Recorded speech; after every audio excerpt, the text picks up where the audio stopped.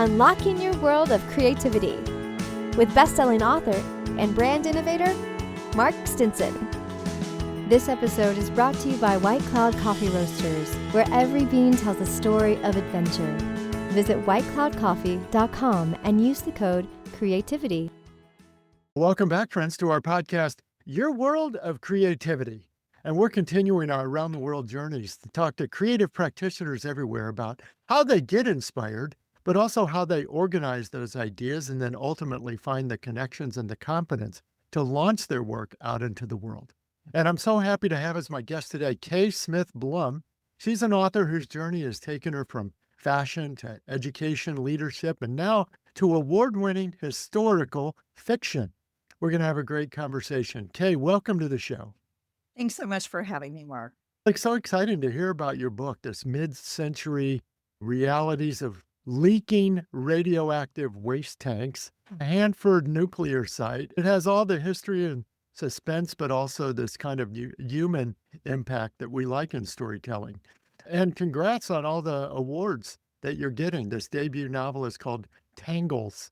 Let's start with the word, the title. Where did Tangles become the summary, the title of your story? So this is an interesting moment in life. I had this odd dream, and my dreams are usually pretty vivid. And I was looking over a barrier of some kind at a body of water, and there was a mass of red hair floating on the water. And I said out loud in my dream, "But it's not wet." And it woke me up. And I thought, God, that was weird. And about 2 days later, I was scheduled to have a cocktail with a good gal pal who I'd known for a long time. And she was born and raised in Pasco, which is part of the Tri-Cities in Eastern Washington that surround the Hanford plant. And I knew her mom had been suffering from breast cancer. And we were discussing her mom, and I was saying how sorry I was that her family had to go through this. And she said, "That's what happens when you live near the area." And I said, "The area? What's the area?" And she said, "Hanford." And I did know about Hanford because when I ran for school board, Jerry Pollitt, who is now the 46th district state legislator, was running in the same election cycle as me. And we're like leaning up against yet another gymnasium wall, waiting for our turn to go on stage because, if you're running for political office, That's right. the forums have everybody. Uh-huh. And we first timers tended to hang together. And Jerry was running specifically because he had founded the advocacy group around the Hanford cleanup. And he wanted to codify a lot of what the state and U.S. government had agreed to in the tri-state agreement between Washington State, Idaho, and Oregon about the cleanup protocols. And so he was educating me about Hanford, but that was back in 2009. And Terry and I went on, my friend and I went on to have a fun cocktail but I just noted that awake. That was an odd thing. And I had the dream again that night, but this time it was in more detail. And it was clear that I was leaning over a pier, that I was looking at the mass of red hair floating on the ocean at the deep end of the pier. So think Santa Monica Pier-like area, right?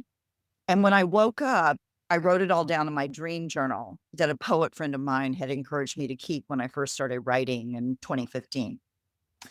And that day, I'm walking to my lap swim at the Seattle Athletic Club, and I run into a guy who I've known forever, a realtor, and we were talking about real estate around town. And somehow we started talking about real estate east of the mountains. And he mentioned that he had been born and raised in Richland, which was the company built town for the Hanford workers. And I was like, "Really? I didn't know that about you." And he said, "Oh, yeah. And they used to pick up my dad's urine off the front porch in milk bottles." And I was like, "What?" I went home and went down this Google of Hanford, which is which is the little known part of the Manhattan Project. Everybody knows about Los Alamos, and a lot of people know about the Chicago labs. and the Berkeley labs that were in, but very few people know about Hanford. And it produced all the plutonium for every bomb that's in the U.S. arsenal today. And once I got down this rabbit hole about Hanford, I realized I needed to talk to Jerry. And I pinged him, and he said, "Yeah, I got half an hour for you on Friday." And then on Friday, 3 hours into the Zoom call, he had given me a long list. And I spent the next 9 months doing research, discovering the incredibly complicated or tangled shroud of secrecy around exactly what had happened at Hanford. Yes. And hence the tangled hair, the tangle of the US government, and we got ourselves a title. I love that spark. And obviously, all the controversies and the research around that. But I am curious about from the creative standpoint, your background. You said running a fashion business, also on the Seattle School Board and other political ventures, I'm sure, along the way. But how did Yes. all these experiences shape your perspective as a writer? So the research is one thing, the politics of it all is one thing, but the actual capturing it. You said, I'm going to make this historical fiction. So it's not just a recitation of the facts. You've really woven quite a story. How did that all lead you to develop it as you did? It was so interesting because after doing that amount of research, during the course of that, characters inevitably enter your head. You'll be listening to an oral testimony of a secretary that worked at Hanford in 1945, right?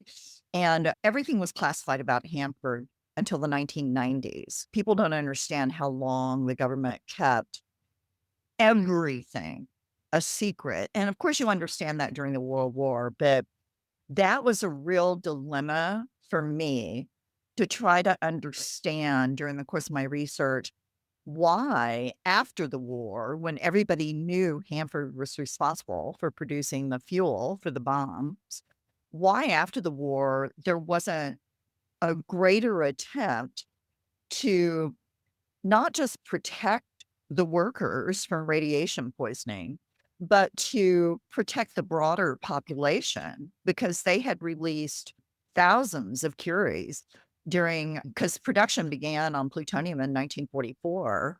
And by 1946, they released thousands of curies upon the region in 3 different ways. It went out the stacks because it took them a while to figure out the right kind of filter to filter out most of the radioactive material, but not all.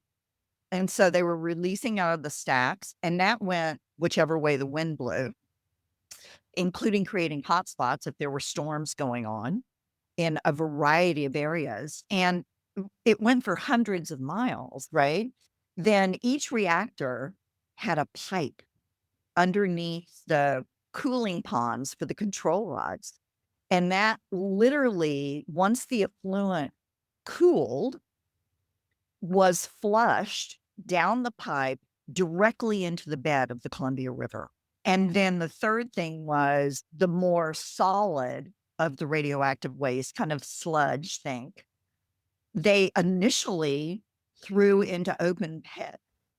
And Hanford is desert. It's 320,000 acres of desert, but desert soil is pretty porous. And the radioactive material could slowly work its way through the rock bed and into various water supplies and aquifers and all kinds of dangerous areas. So between those 3 dispersions going on for decades, what I couldn't understand is why they wouldn't enlist help from not only communities, but just to make people aware of choices they could make that would safeguard their health in many cases. Yes.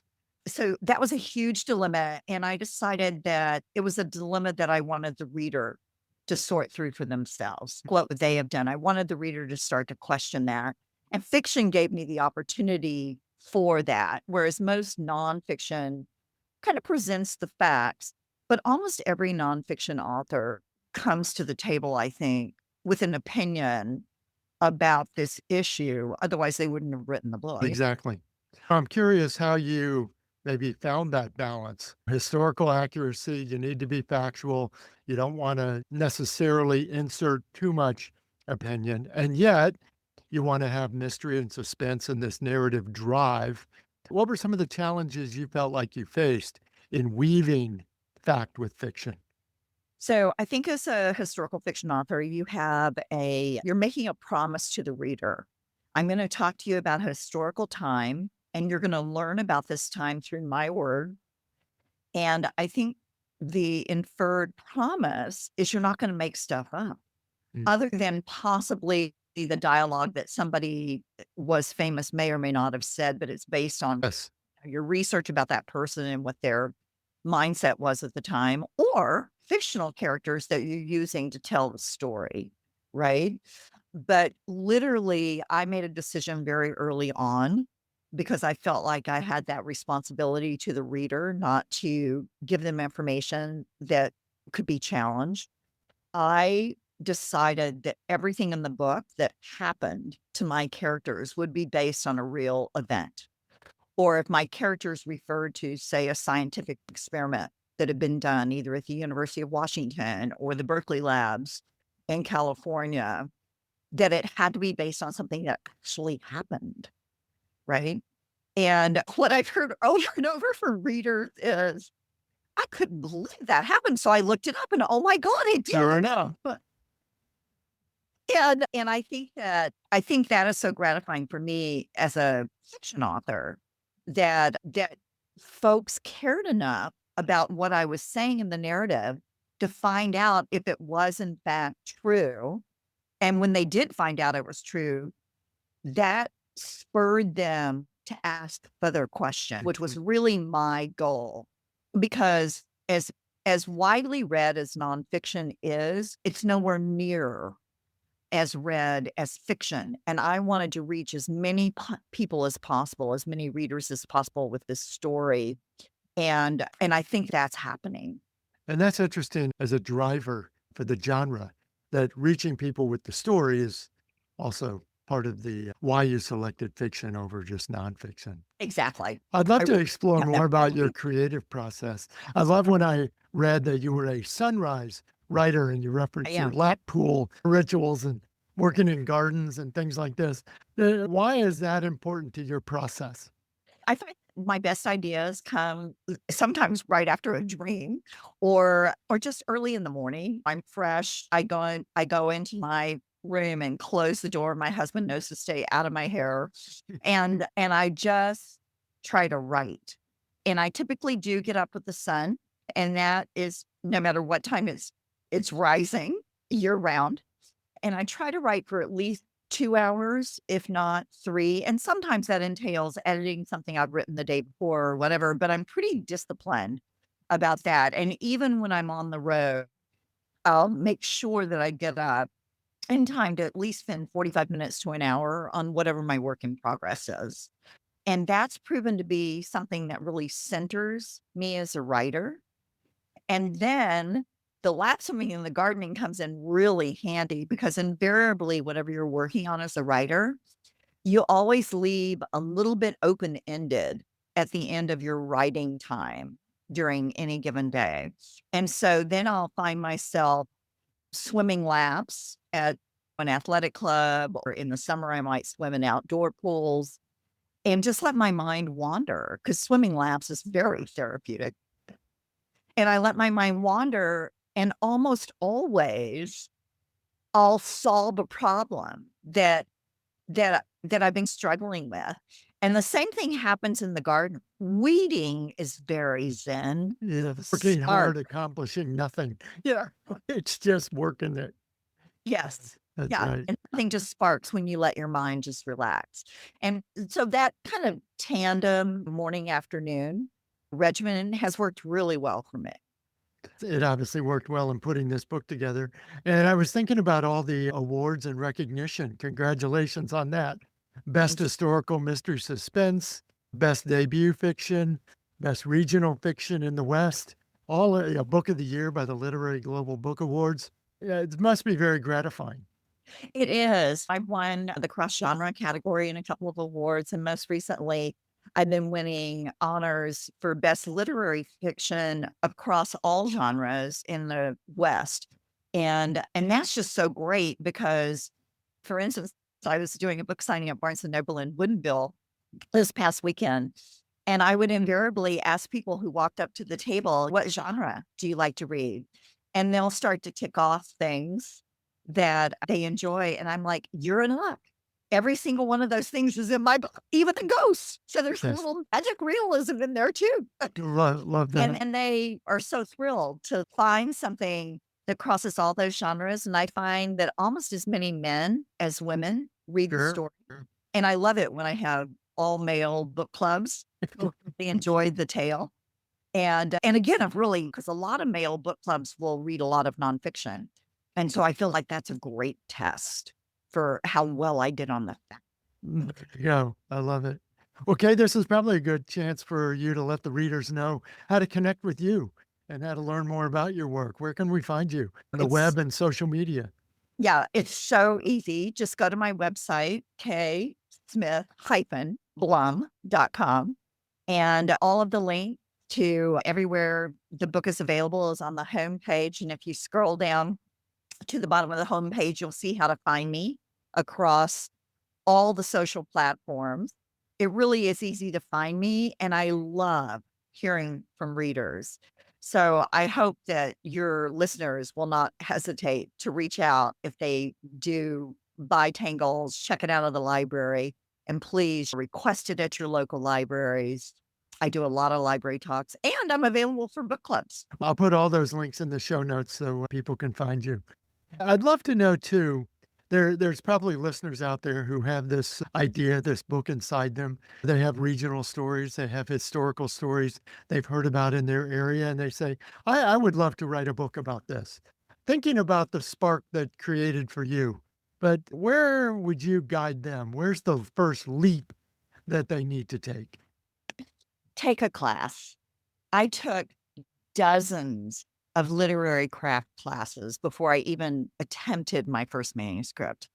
There is so much to learn about writing to the reader today that's changed a huge amount just in the past decade with the advent of self-publishing, et cetera, but also with the advent of media and the fact that everything is so accessible in so many different ways.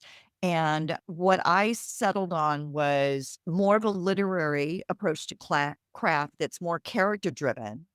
But you might be someone who really is a plot driven reader and you want to write thrillers. Even then, your characters still need to resonate. And so that's where the craft classes, I think, come in so handy. So that would be my first advice. Learn how to write and get a critique group in your local area and listen to what they have to say because no feedback is bad feedback. Everything improves your craft.